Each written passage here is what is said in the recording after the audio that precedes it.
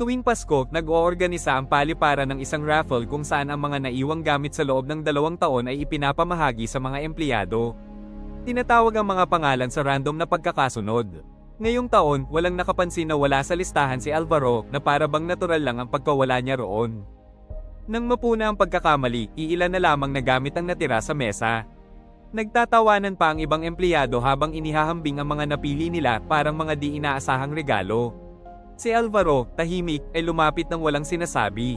Sanay na siyang makalimutan kahit sa sandaling dapat ay masaya. Isa sa mga natitirang gamit ay isang lumang cellphone, walang case, medyo gasgas, nakahimlay doon mula pa noong nakaraang taon. Walang pumili noon at wala rin pumipili ngayon. Tila hinatulan itong manatili sa permanenteng pagkalimot. Iniabot ni Alvaro ang kamay na hila ng bagay na walang sino mang nagbibigay halaga. Habang minamasdan ng telepono, may nakilalang kakaibang pagkadikit sa loob niya. Isang bagay na minsan ay naging mahalaga, ngunit kalaunan ay iniwan at ipinagwalang bahala. Hindi naman ito sirang gamit, simpleng inisantabi lang. Napakahusay ni Alvaro sa pagkakaunawa sa ganitong katahimikan, sa ganitong pag-iral na nakatago sa gilid na walang nakakakita. Pinili niya itong kunin, hindi dahil gusto niya, kundi dahil sa likas na pagkilala. Ang teleponong ito ay parang siya, gumagana ngunit hindi pinapansin, laging naroon ngunit hindi kailanman pinipili. Nagpatuloy ang mga empleyado sa kanilang usapan nang hindi siya iniintindi na para bang isa lamang siyang nawalang presensya sa gitna ng kanilang maiingay na tinig.